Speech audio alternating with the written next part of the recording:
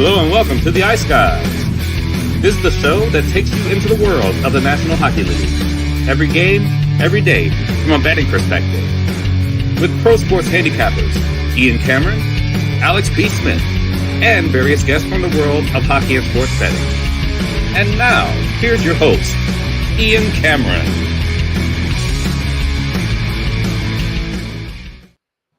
Welcome to the Ice Guys, presented by Boston Hemp Inc. Thursday, June 13th. Ian Cameron, Alex B. Smith, and great to have our friend Luke Adam back in the house with us as well. We are getting ready for Game 3 in the Stanley Cup Final. We'll find out if we actually have a fucking series on our hands, quite honestly, after tonight, because this is essentially a must-have game for the Edmonton Oilers, trailing 2-0 here in this series. Looking forward to Game 3 tonight. We'll break that down in a moment. We'll recap Game 2 at the same time as well, give our thoughts on what we saw Monday night with these teams. And, of course, bargain bin special, best bet, all that. But I also want to point out before we get into that tonight is Betcast night. And it's been a while, believe it or not, since we've had a live Betcast. But we are back with one tonight for Game 3 of the Stanley Cup Final. 8 o'clock p.m. Eastern, 5 o'clock p.m. Pacific, which is, of course, when the game begins. We're on for the entire game. It is a free Betcast tonight. Anyone can join.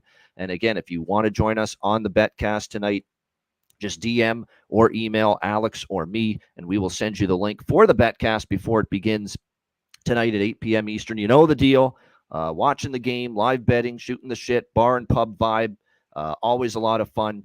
On the Betcast, and the champ is going to be in the house tonight. That's right, our good friend Jordan Sambrook, now two-time ECHL Kelly Cup champion with the Florida Everblades. They got it done against the Kansas City Mavericks in Game 5 over the weekend. Jordan will be in the house for a bit during the Betcast tonight, so we'll have another Kelly Cup celebration, if you will. We'll definitely do some shots, Alex, to the Kelly Cup winner, won't we? Sure. 100, absolutely. Yeah. Any reason to drink sounds good to us. There's no question. So we'll have Jordan with us for a bit on the Betcast, some other guests potentially on the radar as well. So looking forward to the Betcast tonight, 8 o'clock p.m. Eastern for Game 3 of the Stanley Cup Final. Before we get into actually anything to do with the Panthers and the Oilers, couple news items. Ryan Warsofsky, the new head coach of the San Jose Sharks, just basically elevating him from the assistant role which he had under David Quinn, and now making him the head coach. I believe now making him the youngest head coach in the NHL. He's younger than me, which tells you how freaking old I'm getting. But nevertheless, 36 years old, just a baby as far as coaching is concerned. Ryan Warsofsky, someone that has actually, I think, gotten to a point where he's put in the time. He's put in the years coaching. He coached in the ECHL as a head coach for a couple of years, coached the Chicago Wolves in the American Hockey League, including a Calder Cup championship when he was there. Was with the Charlotte Checkers for a bit, then got to the NHL as an assistant for David Quinn in San Jose. So this is a guy that's worked his way up the ladder, if you will. So he's earned that opportunity. I would not wish that job on anybody because he has got his work cut out for him. That is a massive rebuild that is going to take time, that is going to go through some pain, some agony, some blues for potentially a few years before they even get close to being ready to be a playoff team in San Jose. But he does get to walk into a situation where, they're going to draft Macklin Celebrini with the number 1 overall pick. You're going to be able to be part of building something from the ground up. And I know that's definitely something that a lot of people that are really ambitious, they take on a challenge like this and they don't shy away from it. As Mike Tomlin, the great head coach of the Steelers, always says, you smile in the face of adversity. And, I think that's what Ryan Warsofsky is probably going to try to do here. Hey, it's going to be tough. It's not going to be easy. We're going to go through some really rough times here, especially in the early going. But I actually give it a thumbs up higher right now. What else can you do if you're San Jose? It's a hard job to attract, bona fide names that have coached before, like bigger names. I mean, it's harder to attract, some of the coaches that are still, maybe even Jay Woodcroft punted on this because I heard they show some interest in him, but apparently the interest from his end was not necessarily reciprocated as much I don't think Woodcroft wants to be part of a rebuild, quite honestly, because he was part of a team that was this close to winning something big in Edmonton. But I think for Warsofsky, look, it's a great opportunity as far as his first NHL head coaching job, but it is definitely going to be work and potentially some rough patches and bumpy roads along the way. But nevertheless, like I say, this is a guy that's coached in the ECHL, AHL, including winning a Calder Cup's been an assistant now for 2 years in San Jose. I'm going to give it a thumbs up. He's got experience. He's young. It's something different. I'm always going to give an initial thumbs up to giving a younger coach an opportunity, not recycling the same old fucking dinosaurs and out of touch old coaches, old heads, that we've seen in the past. So I like it. Alex, what do you think? Ryan Warsofsky in San Jose. Yeah, I like the move as well. Like you said, getting a young coach and getting a coach who can build his own culture now. Like this is a clean slate. And how oftentimes do you get a chance to have a clean slate as a young guy with an NHL franchise? You can set this up however you want. You could be here for 20 years if you put this thing together properly. And Mike Grier is going to give him that leeway. Like I said, there's a lot they have to build upon, but have this kind of a chance here.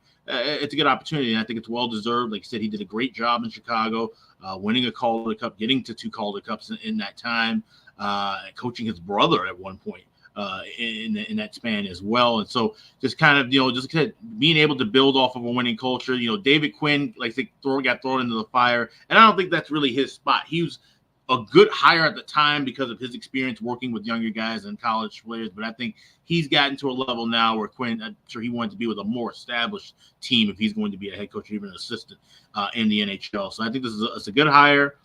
Somebody that you can give at least some give him some extended time. Give him 3 years, 4 years before you really kind of criticize what he's doing, because like I said, not just him at this point. You got to rebuild the entire personnel on the ice. You got to retool a lot of different things. You got to deal with eventually a new arena coming at some point. So there's a lot of other issues that are going on with San Jose, where at least now you have an established young coach who I think can prove himself at this level. And like I said, you're not going through the old recycling phase and having guys who are going to be frustrated about how slow this rebuild might be for San Jose. Absolutely. Luke, what did you think there of the San Jose hire?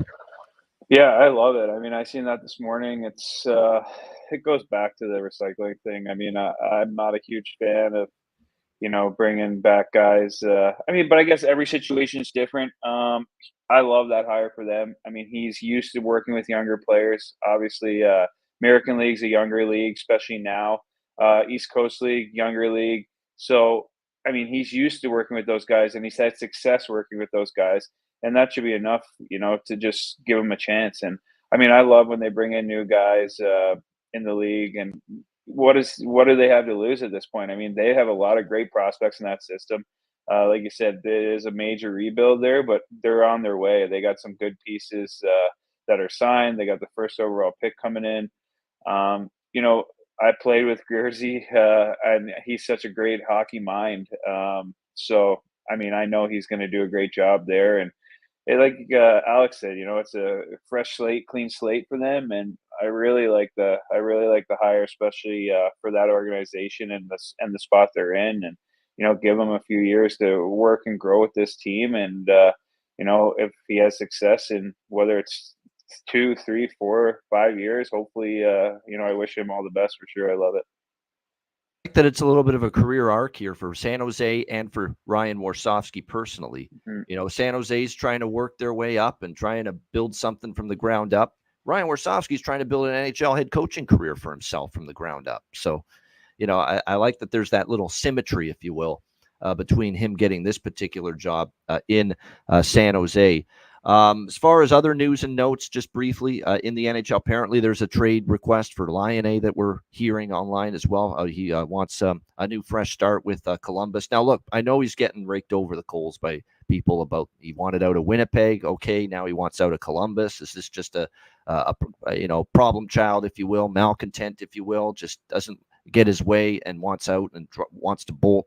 Let's keep in mind he has had some significant, behind the scenes, struggles with mental health, apparently, is what we're hearing. So let's be a little bit sympathetic out there, to people that are just quick to. And I know the Jacket fans upset. I get it.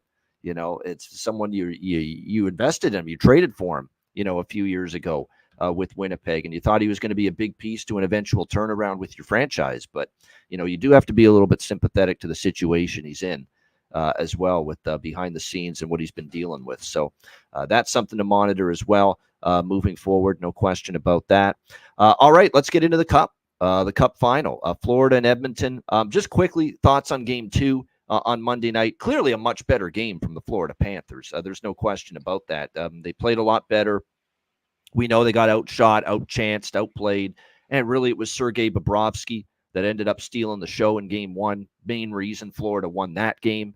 Definitely a much better and more complete effort from the Panthers in Game 2. They carried the play this time. They capitalized on their chances. What's shocking about this whole series is Sergei Bobrovsky's been almost unbeatable, impenetrable, and the one goal he's given up in 2 games is maybe the softest Dairy Queen goal you'll ever see.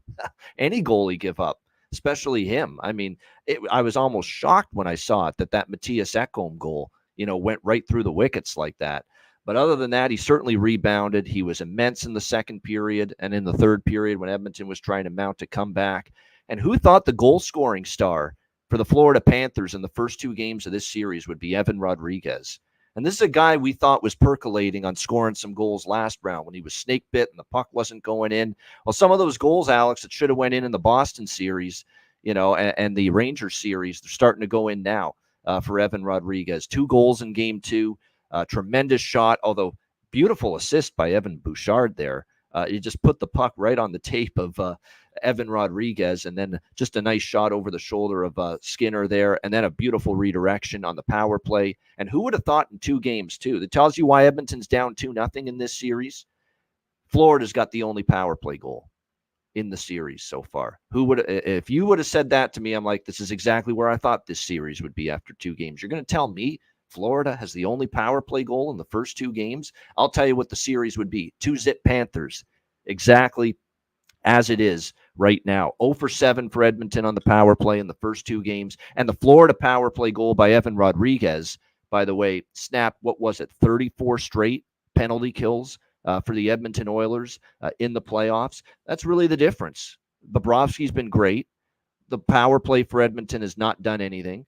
And I think at 5-on-5, Florida's will, and again, winning puck battles and the physicality, and they have just worn down Edmonton the longer the game's gone on. So credit to them, a nice victory there. It got a little rough, a little nasty. The Fogle ejection from that game, I understand Edmonton a little upset because earlier we saw Bennett take the run that he did at an Edmonton player with the knee as well, and there was nothing there. And then, of course, they end up giving Fogle the 5-minute major for the knee contact there on Luostarinen. And then, of course, later in the game was the head hit by Draisaitl on Barkov that got Panthers fans a little bit upset. No suspension for Leon Draisaitl. I don't mind it. I've seen worse. And by the way, Barkov's good to go. We'll get to that when we preview Game 3. He was on the ice for practice yesterday, on the ice for the morning skate today, and will be in the lineup for the Panthers tonight in Game 3. So all of that, and, I'm okay. I can live with Leon Draisaitl not getting the suspension there for the Edmonton Oilers there with that situation, especially knowing that Barkov's okay. Alex, I want to hit on his point that he made after that game too. Tonight and moving forward, if you're number 97, Conor McDavid, you got to make your impact in this series. It's really that simple. You have to. If you're going to be placed in this unbelievable group of all-time great players, Wayne Gretzky, Sidney Crosby, Alex Ovechkin, Bobby Orr, Mario Lemieux, Jaromir Jagr, Guy Lafleur, if you're going to be placed with all of those all-time greats, you've got to produce in the final, and you got to win a Stanley Cup. What's the common thread with all of those guys? They won a Stanley Cup, at least one. Every single one of that group I just named, every single player won a Stanley Cup. And you know what those guys also did when they won the Stanley Cup? You know what they did in the final? They produced. Gretzky produced. Ovechkin produced. Crosby produced. Or scored a fucking overtime winner in 1970 to win a Stanley Cup. You don't have to tell me he didn't produce, or he produced. Of course he did. He produced one of the biggest goals in NHL history. Gordie Howe produced. Mario Lemieux produced in the final. Jagr did. All these guys, they not only won a cup, they produced in the final. They got it done. They scored big goals. They had big moments. They got it done in big pressure-packed spots. Eyes on you now, Conor McDavid. You want to be known as the greatest player in the sport right now. It's time to deliver. And I don't want to hear chances. I don't want to hear shots on goal. I don't want to hear, he almost put that one in. No, 1 point in 2 games for a guy that's supposed to be as incredible as this guy is, just not nearly good enough. And it's time for him to step up the game here starting tonight. Alex, I know you back me 100% on that. Yeah, absolutely. Like I said, in order to be still in this conversation from here on out, you have to deliver at this point. You've gotten to the top of the mountain. Now you plant the flag.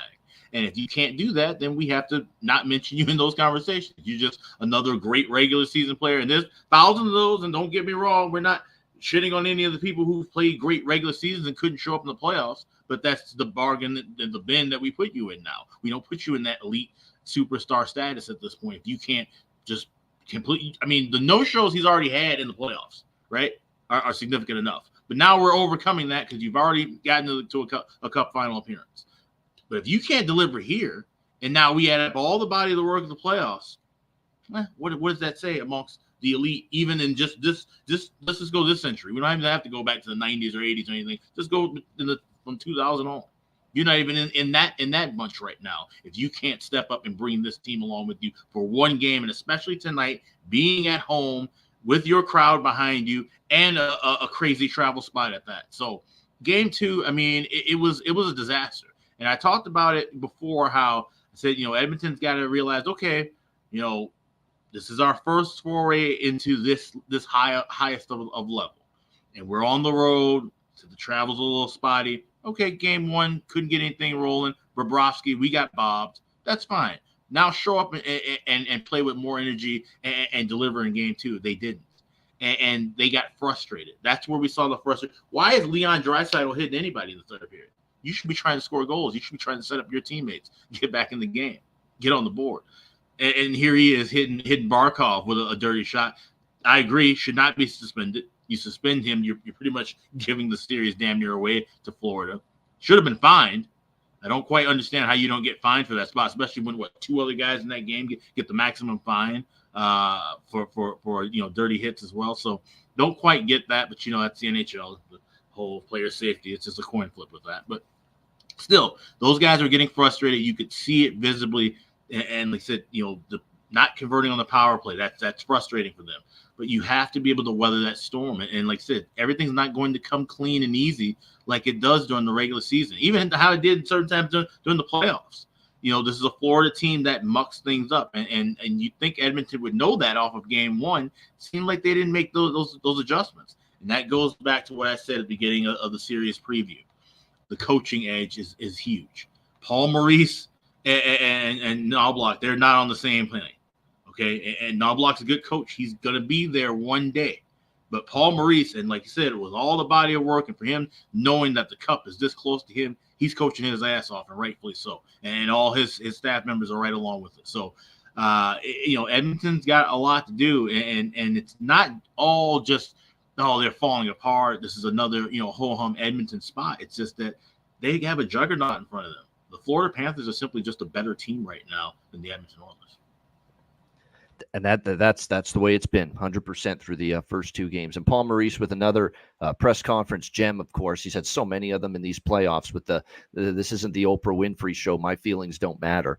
Talking about the Draisaitl hit on Barkov the other night, wouldn't reveal his true feelings about that hit, and kept everything close to the vest. But I like the little Oprah reference there from Paul Maurice. Luke, what did you think of game 2, the series so far as well, with Florida up 2-0? Yeah, it's obviously game 1, I think Edmonton played a great game, got goalied by Bob. That is what it is at that point. They probably got away with one in game 6. Connor even said it, I think, in an interview after, the hockey gods kind of paying us back there for they didn't deserve to beat Dallas in that game and won that. And that's just playoff hockey, and that's how that goes. But game 2, when it was 1-1, I thought, and then even when Florida scored to make it 2-1, I thought Edmonton was going to push it to overtime. I truly did. I just thought it was they knew how big of a game it was, and Florida just blocks it down so well. Like once they get the lead, they play so well, and Bob's playing so well in net right now, and he's on a mission himself, and they were there last year. They got the feeling of losing, and they don't want that feeling again. But that being said, I think Edmonton feels confident, and I think they feel like they're just as in this series right now as they were before it started. Might be hard to believe being down 2-0, but I think the guys they have in there, I mean, you mentioned Connor, obviously. I think he has a big game tonight. I think, I mean, like you said, he has to. Him and Leon, those are big guys. Hyman has 14 goals in the playoffs. He hasn't had a goal yet.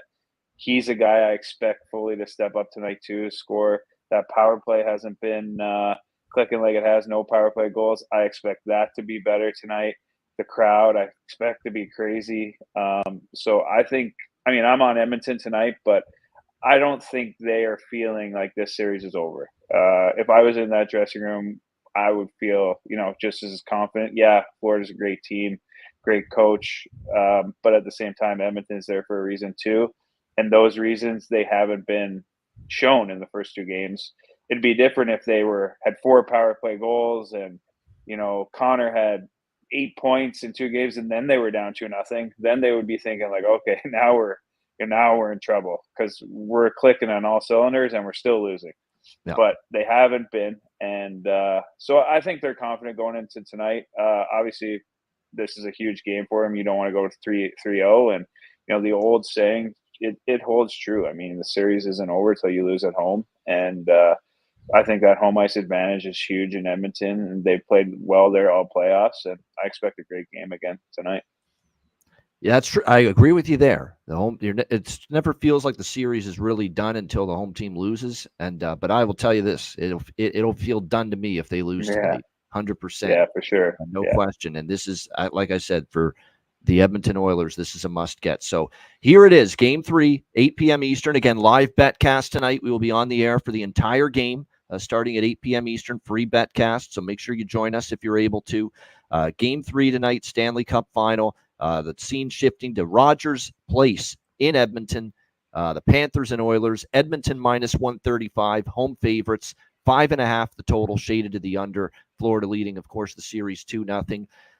Lineups for tonight. The big question for Florida, the status of the captain, Alexander Barkov. He was on the ice for morning skate. He's going to be in the lineup tonight in his regular spot. Evan Rodriguez, Sam Reinhart, it looks like alongside him, Verhaeghe, Bennett, and Tkachuk on the second line. E2 Kuhlman, Luostarinen, Anton Lundell, Vladimir Tarasenko, third line. Stephen Lawrence, Kevin Stenlund, and Kyle Okposo, the fourth line. No changes on the blue line. Forsling Ekblad, Mikola Montour, and Ekman Larson with Kulikov on the back end. For Edmonton, coming into this game, there was wonder if Evander Kane was going to suit up for them. And last I checked, it was on the fence, and now I'm seeing the latest line combinations here for the Oilers. Nuge, McDavid, and Hyman stays the same. Nugent Hopkins, McDavid, Hyman. McLeod, Draisaitl, and Holloway apparently is going to be the second line tonight, so a little bit of a bump for McLeod. Matthias Janmark, Adam Henrique, Connor Brown apparently on the third line. It looks like Sam Carrick has been taken back out. Derek Ryan remains out. And from what I'm seeing with Evander Kane, the latest absence is that he's questionable right now for Game 3. And so we'll see how this goes. Cody Ceci's not playing up front. He's not playing as forward. That was just for morning skate so that they could put someone out there. My guess is if Kane is not good to go, Carrick or Ryan, one of those guys is going to come into the lineup for Edmonton. But Kane is on the fence. And Perry, it looks like, is back in the lineup tonight for the Edmonton Oilers as well. So Corey Perry, who has really not done a whole lot in the playoffs, quite honestly. I know he's getting up there, and Father Time waits for nobody.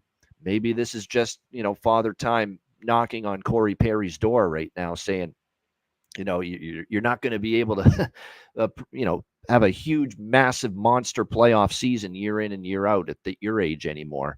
But they are going to go back to Perry here. And it looks like on the blue line, Ekholm, Bouchard, Nurse, Desharnais, Kulak, and Broberg. And Ceci probably remains out again on the blue line for Edmonton tonight. As far as this one goes, look, for Edmonton, what do we know? They've got to come out strong. The first 20 minutes is imperative. Play from ahead for a change, in this series. Now they did in game 2, but they never added to the lead. It was 1-0, and they never got that second goal. It's not only play from in front for Edmonton, but get the second goal too. Make it a 2-goal game, and then you drag Florida into a place where they have no choice but to open up the game. And if they have to open up the game, that plays into Edmonton's hands. It just does, with their speed, obviously, and the game breakers that they have. But they've never put Florida in a spot yet in this series, Edmonton, where they've had to force Florida to come out of their shell. But if you get a 2-goal lead or more tonight, you will. So that is going to be the key here for the Edmonton Oilers tonight, as far as game 3 is concerned. You've got to be able to get out front early. You've got to be able to not only get the lead, but maybe go up by 2 and really put Florida in a little bit of a more pressure-packed situation. That's going to end up being the key. Alex will hit on this more, I'm sure. The travel situation for Florida yesterday, it was a mess. It was a shit show. It was downpour and torrential rain at Fort Lauderdale Airport. It delayed the departure of the flight. They didn't get into Edmonton until, I think, 8:30 or 9 p.m. Eastern time last night, which would be 6:30, 7 p.m. local time in Edmonton. Now, it could have been worse. I was starting to think maybe late night in Edmonton or overnight they'd be getting there. So actually, all things considered, wasn't nearly as bad. This isn't the huge conundrum I think it could have been with Florida as far as the travel is concerned. But, it still pushed them back a little bit on their schedule. The good news is I believe they did get into practice before they departed there in Florida in the morning. So that's key. They at least got on the ice and they were able to do that. If they had all these travel issues and issues with the flight without having a practice and without getting on the ice yesterday, it probably would have made things a little more difficult. I think this is basically, look, it's been an under series. It could stay an under series. That totally wouldn't shock me. We saw 3-0 and 4-1 in the first 2 games. Bobrovsky's been excellent. It's not, Skinner hasn't really been that bad either. It's tough to say that there's going to be one game in this series when you see the way the first 2 games went that's going to be higher scoring. But I think if there's a spot for it to happen, it's tonight as far as goals. Tonight would be that night. So I do like over trifecta. Over 1.5, over 5.5 full game, little both teams to score first period. And what I especially like is Edmonton to score in the first period. I don't want the puck line. Just give me Edmonton minus 145 at BetMGM to score a goal in the first period. I think that's just a safer way to go about it. I don't have to worry if Florida gets on the scoreboard in that opening period. Just give me the one goal that I think Edmonton desperately needs in that opening period with that building rocking. You know what it's like with the guy, his name escapes me. The bald-headed guy that's up there singing the anthem in the crowd. He's got his Oilers jersey on. It's a wonderful thing. It gets the crowd totally into the game right away. There's no question about that. And then the crowd will be amped right from the opening puck drop. Edmonton's got to feed off that and get 1, if not 2 goals in that opening period. But at least get the 1. I do like the minus 145 for Edmonton to score a goal in the first period, along with that Edmonton the first period over, full game over, and a little bit on the both teams to score first period as well. Maybe even a little 2-0 or 2-1 Edmonton correct score sprinkle as well for me in the opening period as well. Because that's asking a lot with the way Florida defends. I get that. And we've talked all year about how great Florida's been on the road, and we know Bobrovsky's in incredible form right now, but it's a must for Edmonton to lead. If this is scoreless after the first period, I mean, that building gets tight. Florida gets confidence. And Luke said it to us when we were talking before the show, and I'll reiterate it. All series long, Florida's gotten better in the second period than the first period and better in the third period than the second period. They have just been a consistent team of getting better and stronger as the game goes on. And it wouldn't shock me to see more of that here tonight as well. Alex, game 3, what do you think? Florida-Edmonton. Yeah, so, before the series started, I liked the first period over in game 1 and game 3. And I said, that's just something I kind of already look for in any Stanley Cup final matchup, just off of the intensity of the crowd. Sometimes you get a little bit, sometimes jitters, be it home or road. You just have some kind of sloppier play in the first 20 minutes. And then you end up having, goals scored in that span. But now, of course, you add in the travel. Just the general distance is long enough to where, you certainly pause for question. We always talk about that during the regular season. But then you add to the fact that the team waited until after having a practice And knowing that there was going to be a ton of rain, now obviously they weren't expecting what's now been, I think, 12 to 15 inches of rain in the southern Florida area. But to wait until that day to even fly out, and then you're on the tarmac, not only just waiting 3-hour delay, but you're on the plane in the tarmac for about an hour and a half before you take off for a 5-hour flight. Land in Edmonton. It's a 35-minute drive from the airport to the downtown area. So you add that in as well. That's going to just wear anybody out. Like that's just a long day of travel. I don't care how in shape you are, how nice the travel is, how great the plane and the food and all that. That's a long fucking day, plain and simple. So to have that, now you have to kind of bounce back and get ready for a game. And like I said, the time difference is there, the 2-hour time difference. Florida may not come out that sharp in the first period. And we know that they normally don't come out sharp in the first period. So in saying that and knowing that Edmonton, you have to establish the dominance in the first 20 minutes because you could lose this series in the first period.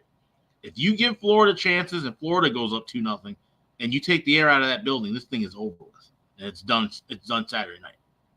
But if you can at least weather the storm early, whatever Florida delivers, get puck possession, get everything on your side, get all the momentum running on your end if you're Edmonton.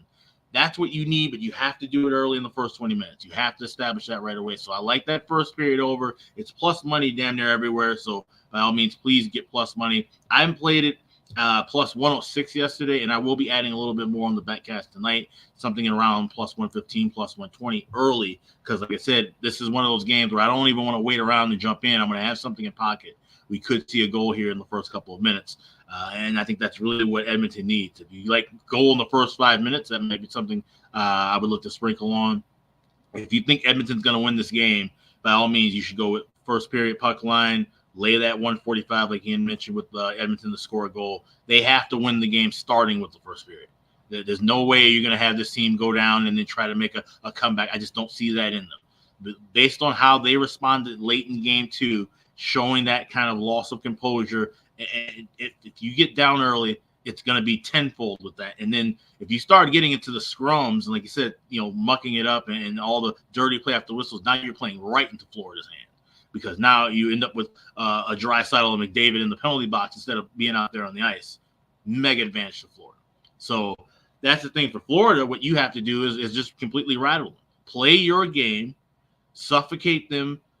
Don't let anything open. Break up all the passes, especially in your own zone, and try to get a chance, get a 2-on-1, try to convert something and get a goal early to take the air out of that building. That's the way Florida can try to win this game and, like I said, potentially win this series if they come out hot. So everything rides on the first 20 minutes of play. I do like the over 5.5 as well. I grabbed that. I laid $1.05 with that. Obviously, shop around. You want to get anything in the pick and price. If you can get plus money, by all means, go for that. I think this will be the highest scoring game probably this entire series.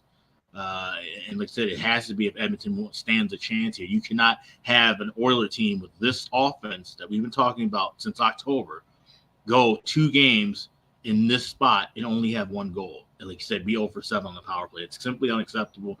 And if this team really wants to stand and deliver tonight, this is it. This is the make or break game for the Edmonton Oilers. So first period over, 1.5 plus money, full game over 5.5 minus $1.05. Those are the only 2 things I have for right now. And I will be looking for a player prop a little bit later on. Yeah, I'll get to player props at the end after we hear from both Matt, and who's joined us now, and Luke Adam as well. I do want to mention a couple SGPs that I'm on. I'm on both ends of the spectrum with it. So Florida plus 2.5, Edmonton plus 2.5, over 3.5 is one of them. And again, that's a pretty good price, minus 120. I'm also going to the opposite end of the spectrum, and I'm going Florida plus 2.5, Edmonton plus 2.5, under 7.5 with minus 140 for that one. So I got a couple of those going as well. We'll get to props in a moment. Bargain bin, I'm switching it up. I've used Sam Bennett the last 2 games. I still did bet Sam Bennett to score tonight, but I'm going to change it up as far as the bargain bin special selection for game 3 tonight is concerned. All right, let's go to Matt Robinson. He is here with us, and contrary to the haters in the chat, Matt Robinson is not going to failing to be on the show the rest of the season because the Dallas Stars have been knocked out. That's not the case. He's only had a couple of shows, and I think the one time he was actually scheduled to be on, he couldn't make it. So it's got nothing to do with these pounding his face into the pillow and just shutting off the world because Dallas is out now. That's not the case. He's here, and he's ready to rock. Matt, what do you think here for Game 3? Yeah, and by the way, I do think I was on the series pregame show with Jimmy Murphy. So that was obviously after the Stars lost to Edmonton. So I couldn't believe it the last show, Matt. The Game 2 on Monday. I saw, where's Dallas boy? Someone said, like, just the vitriol, guys. Calm down. Holy shit. Yeah. I mean, come on. There's only like 2 shows a week right now. You got to get other guests on. So, no, excited to be here. Excited for this game. Excited to join the Betcast tonight. Obviously, yeah. I won't reiterate too much of what you guys said, but I think this is obviously a make or break game for Edmonton, or the series will end on Saturday night. I lean that way, just given what I've seen so far. And to me, I think in Game 2, you started to see some real frustration out of Edmonton, and that's what Florida does to these teams. There was some missed calls both ways. There was obviously controversy on social media over some of the instances that happened during the game, but I think at the end of the day, Florida, that's their game plan, and they're 4 lines deep. I think I was watching Game 1 Saturday night, and like in the third period, Matty T had like 13 minutes ice time. Like they don't have to overuse their players. They're just a deep team that's just rolling lines and playing well. So, and obviously when you've got Bob in net giving up one very questionable goal, but giving up 1 goal in 2 games, you're gonna win a lot of series doing that. So I think Edmonton will have some pushback, which is why I do love the first period and game total over both plus price. I got the game over at plus 105, the first period over at plus 100. So I really like that, but I just think this Florida team's too deep. I don't know that I want to lay minus 135 with them on the road, because I wouldn't be shocked if Edmonton wins tonight. I had that reversed, but I think what I'm going to do is, so I'm going to split it up. I'm going to take Florida plus 115, but then a little safety net. I'm going to take Florida team total over 2.5 minus 120. That way, on the off chance this is a 4-3 game, I still get my money back. And then the plus money is obviously negated. And then we'll look for some live looks. And then as far as player props, I know we'll get to bargain bin here in a bit, so I'll save that for then. But yeah, I lean Florida here. It wouldn't shock me if Edmonton does pull one off, but before the series, I called Florida in 5, I think moments after Edmonton beat Dallas. And it's looking like it could be that way, or it may be sooner. So we'll see what Edmonton's made of. They just haven't really, I mean, there's been short stretches, but it's just clear who the better team has been so far. And, I'm not going to bet against that until I'm proven otherwise. So I think the way it's set up so far is Alex and I have a little bit more, slightly more confidence in Edmonton, but not a boatload, that's for sure. And Matt's a little more, hey, I'm not totally sold that Edmonton's just going to skate into their home ice here and make it a 2-1 series here tonight in Game 3. Luke, I know you've got some creative ways to attack this game tonight. What do you think, Game 3? Yeah, I think. I'm on Edmonton tonight just because I feel like it's a must-win game, and in this situation, it's either make or break. So if they're going to win a game, I think it's going to be this one, and then you kind of reevaluate after that. But a couple just different ways. I'm on Edmonton to win, and then both. I don't like it at minus 135, minus 140, minus 145. Some sites. I'm on Oilers to win and both teams to score 1 goal, and that's at plus 160. I really like that. I mean, I think both teams are going to score a goal tonight, and then essentially you just need Edmonton to pull out the win, and you're in plus money.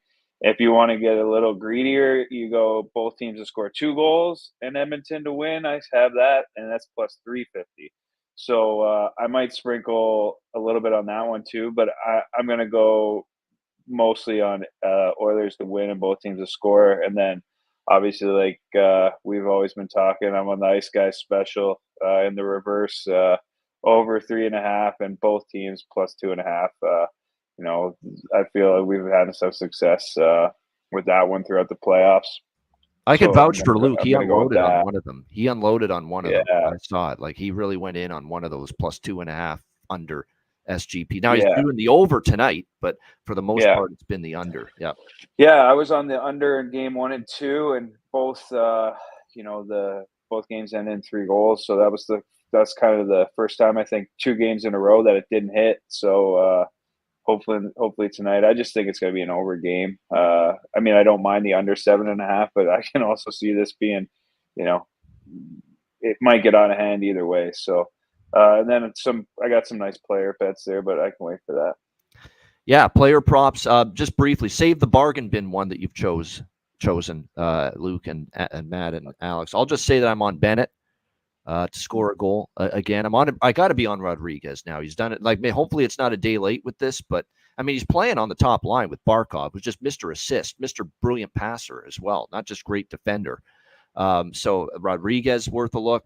No question about that. I think Gus Forsling, I've got just a weird feel for him that he might strike tonight on the back end for the Florida Panthers, because I think he got a big goal in New York, I remember, in the last round. And then for Edmonton, I'll save my bargain bin special choice is from Edmonton. I'll save him for the that segment. But Holloway I'm going to sprinkle on tonight because he's on the second line. McLeod's moving up to the second line. We'll look in that direction. And both of the blue liners. Bouchard had a rough night defensively in game 2.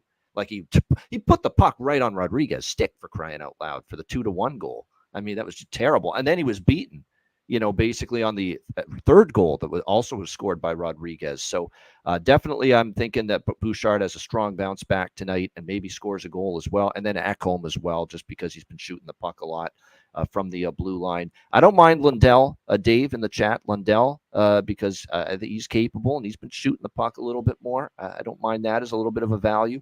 Bennett, I'm not going away from that. And I do have an Edmonton Oiler for the bargain bin, and I'll get to that in a moment for sure. All right, good stuff. We'll get to the bargain bin special in just a moment. Luke, any props outside of the bargain bin that you have? I got a couple power play point props. I think Edmonton's got to score 10 on the power play. Just had I thought Nuge and Hyman at plus 200 on the power play. I think that's pretty good value just for a point. I mean, I think if they score on the power play, those guys are probably going to be involved, especially Hyman. I think he needs to score a couple goals. Bouchard plus 150, also power play point, another guy that I was kind of looking for a little bit of value. I think Connor was minus 120 for point on the power play, and Leon was even money. So I got a couple in on Hyman, Nuge, and Bouchard just for a power play point. And then I'm on Bennett too for a goal, plus 400. And then I got another one there for the bargain bin.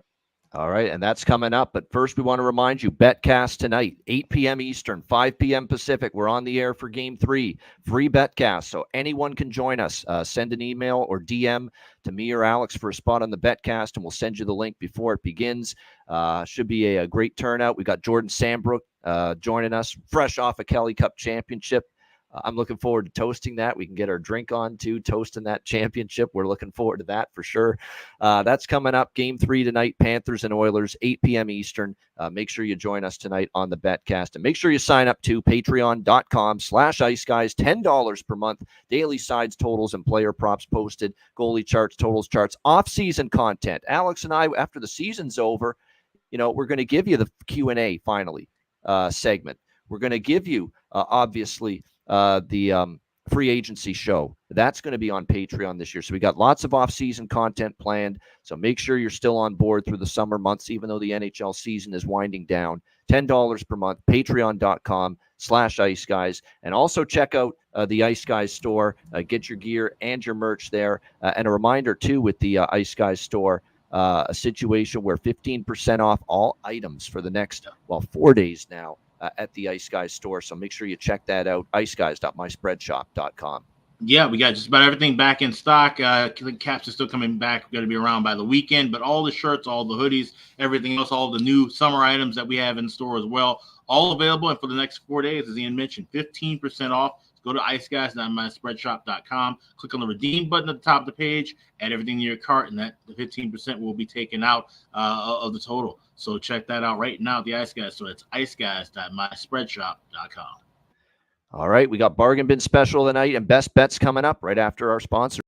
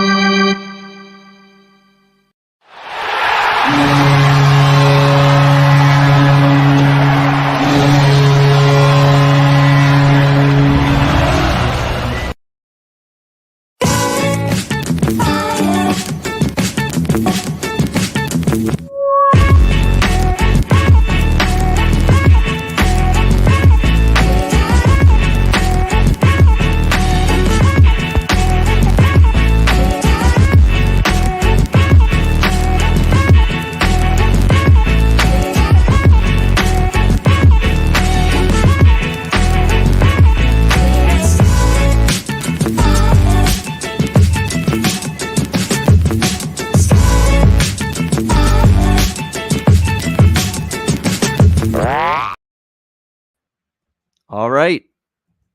Boston Hemp Inc. Make sure you check them out. Get 20% off all orders on the website using the promo code IceGuys at bostonhempinc.com. All right. Bargain bin special of the night for Game 3. And this is the night, to experiment with goal props, because if there's one game, it's probably still going to be a low-scoring series overall. But if there's one game I think there could be more goals, it's tonight. So it's a good night to try some things with the bargain bin special. Alex, we'll start with you. Where are you headed for the bargain bin? So, yeah, we got 2 plays on one player. And like I said, Edmonton has to come out hot in this game if they're going to make a series out of this at all. And like I said, everybody's going to be looking for 97 and 29, of course. But I think we can go look down a little bit further. I'm looking at Ryan Nugent-Hopkins to get a goal tonight. You can get that at plus 370 for him to score anytime. But I like him to get the first goal of the game as well. You get that at FanDuel at plus 2,100. So that's Ryan Nugent-Hopkins for the Edmonton Oilers. Get things started off with the first goal of the game at 21-1, and just anytime goal also at plus 370. That's my bargain bin special for Game 3. There you go. A little on both there. The Nuge first goal and just to score, which is bargain bin worthy too at plus 380 at FanDuel. Matt, bargain bin special. What do you got? Yeah, so I also have a couple plays. I'm only going to make one of them my bargain bin, but it's all with the same players. So I know you've taken a shot on Sam Bennett the last few games. I like him to score tonight, so I'm going to be on his anytime goal. I'll also be on him to have the first Florida goal. So it doesn't matter if Edmonton scores first. That's plus 1,100 for him to have the first goal for the Florida Panthers. But my bargain bin, which I know he's on the second power play, so he's not going to get the first power play minutes. But Bennett power play point is plus 525. If you think this game turns into a track meet, maybe there's some chippiness, playover from Game 2. A couple power plays here and there, maybe a 5-minute major gets assessed again. He'll get some time on the peeper. All he needs is an assist. Maybe he scores a goal and hits all 3 on an early power play. That'd be awesome. But Bennett power play point anytime plus 525. That'll be my official bargain bin take. All right, so that's Sam Bennett power play point for the Florida Panthers plus 525 for Matt Robinson with his bargain bin special of the night. All right, Luke, bargain bin special. What do you got? Yeah, I'm on Nuge too. I actually locked it in this morning at plus 360. I'm looking right now. He's plus 280. So it seems like there's other guys that are also on Nuge by the looks of those odds in the last few hours. That's anytime goal. I also like Bouchard anytime goal plus 350. I'm all in on Edmonton in the power play tonight, so I'm hoping I'm picking one of those guys to. I think one of those guys are going to have a big night. Obviously, fading Leon and Connor. It's kind of expected. If they don't have a big night, then there won't be anything going on. But I like Nuge to have a good game. Even I was just looking a little further down. With those new lines, like you were saying, Leon is going to be playing with, you mentioned, was it Fogle? McLeod and Holloway. McLeod, right. Yeah. Holloway, right. So I think they're both like plus 800 anytime goal. Like one of those guys, if you want to sprinkle a little bit of a flyer, maybe. But I do like Nuge, like Alex said. I think I was happy with the odds of the anytime goal today at 350 when I got it. All right, so going with the Nuge as well, plus still some 380s. 380, that's where I locked it in, plus 380, plus 370 now at FanDuel. But guess what? There's going to be 3 people on this show on the same bargain bin special, because that is mine. Ryan Nugent-Hopkins for the Edmonton Oilers. I got it at plus 380 at FanDuel. It's plus 370 right now. Yeah, that's another Forsling's birthday. That's another thought I had too, as to why I've just got that hunch. Maybe he steps up, pots one from the blue line for Florida tonight. But yeah, for me, bargain bin special, Ryan Nugent-Hopkins, Edmonton Oilers plus 370 is still available at FanDuel. That is going to be my bargain bin special of the night. Put it this way. He's playing with Conor McDavid and Zach Hyman on the top line. Do you know what the goal prices are for the other 2 guys? Plus 140 for McDavid, plus 120 for Zach Hyman. And you can get Nugent-Hopkins on that same line, plus 370. So that to me is just tremendous value. The Nuge for my bargain bin special. So we got Luke, Alex, and yours truly all on Ryan Nugent-Hopkins here in some form with the bargain bin special of the night. Matt's the Lone Ranger on Sam Bennett, a player other than the Nuge here tonight for the bargain bin special. All right, best bets. Alex, what do you like here for best bet? Yeah, like I said, it's a spot that I liked before the series even started, but definitely now with all the travel things that Florida had to deal with and the spot that Edmonton's in now, having to come out hot in this first 20 minutes. It's the first period over 1.5. You get it plus money at plus 105 right now, available at Bet Online. There's even money prices available all throughout domestic books as well. So let's go over 1.5 in the first period with Edmonton, Florida in Game 3 tonight. My best bet. All right, there you go. First period over 1.5 at plus money there. Florida, Edmonton for Alex B. Smith with his best bet. Matt Robinson, what do you got for us best bet? Yeah, so I had two options just in case Alex not took mine, but I just love the first period over as well. I'm just going to go on the game over. It's also something I got at BetMGM at plus 105. I think if there's 2 goals in the first, even better. But I could see this being a track meet. I think the odds are based on, series history so far. And I think tonight's the night. Edmonton picks it up, scores a few goals, and I don't think Florida's going anywhere with scoring a couple themselves. So, yeah, I could see a lot of goals tonight. So I'm going to go with the game over 5.5 plus money. Got to take it. All right. There you go. Florida, Edmonton over 5.5. Slight plus price there for Matt Robinson and his best bet. Luke, what do you got for your best bet here tonight?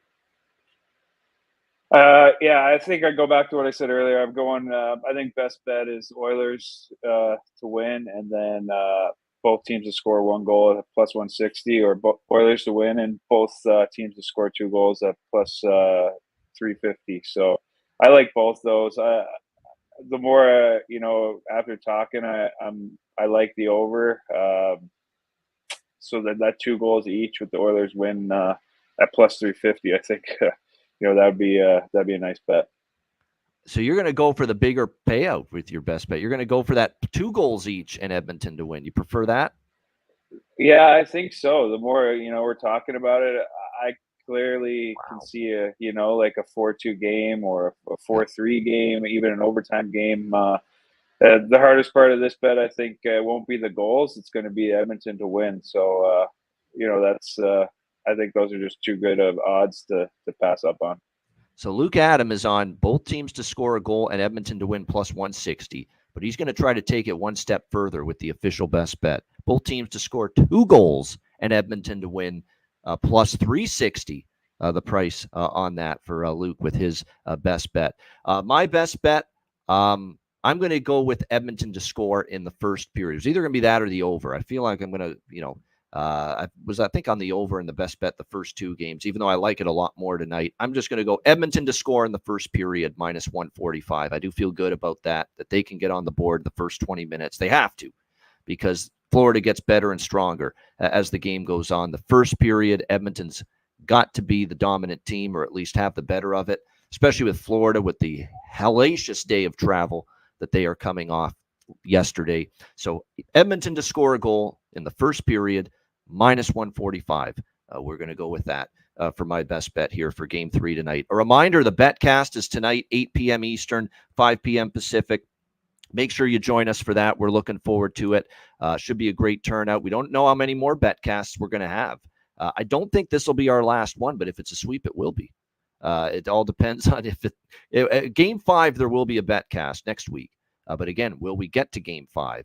That's going to end up being the question. So Game 3 tonight, 8 p.m. Eastern. Looking forward to it. A reminder, the Ice Guys is live Monday to Friday, Saturday, and Sunday. And if you can't watch the show live, download the Ice Guys podcast in audio form on all major podcast platforms, and download the show or watch the show by downloading the True TV Plus app, which is available on all Roku, Amazon, and Apple devices. For Alex B. Smith, Matt Robinson, Luke Adam, I'm Ian Cameron. Have a great Thursday night. Enjoy the game and good luck tonight. We'll be back for the BetCast tonight, 8 p.m. Eastern, right here on the Ice Guys.